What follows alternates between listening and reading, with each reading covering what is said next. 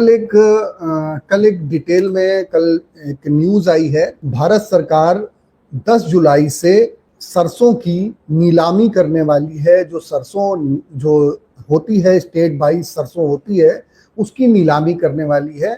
उसको सेलिंग बाजारों में, ओपन मार्केट पे बाजारों में इसकी सेलिंग करने वाली है। तो इसका क्या इम्पैक्ट होगा बाजारों में? तो लोगों में बड़ा घबराहट और दहशत का माहौल है।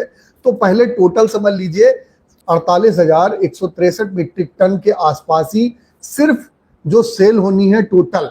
तो बहुत ज्यादा पैनिक, बहुत ज्यादा घबराने की जरूरत नहीं है कि 2 लाख टन है हमारे पास सरसों है, वहां से कुछ हो रहा है। तो ऐसा कुछ भी नहीं है।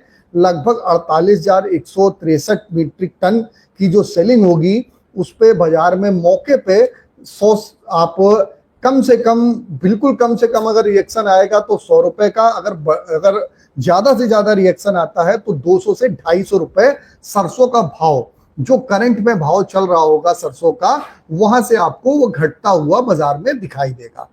इतना इम्पैक्ट आएगा। सरसों घटती है, अगर आपको 200 से 250 बाजार घटता है तो उसमें आप तुरंत वहां पर आप खरीदारी करेंगे।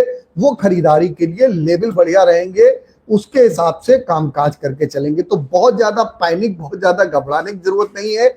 जितनी भी है 48,163 मीट्रिक टन, ये सब कमील वाले, जो बड़े बड़े प्लांट वाले हैं, ये सब पी जाएंगे, ये सब खरीद लेंगे। इस चीज को भी समझ के कामकाज करिएगा। हरियाणा में कितनी सेल होनी है? 44,610 हाफेट सेल करेगा। गुजरात पे 3221 है सिर्फ। छत्तीसगढ़ में 255.15 सिर्फ है। आसाम में सिर्फ 77 है। सबसे ज्यादा हरियाणा से सेलिंग होगी। हरियाणा की जो सरसों है वहां से सेलिंग होगी। वहां की सेलिंग आपको देखने के लिए मिलेगी।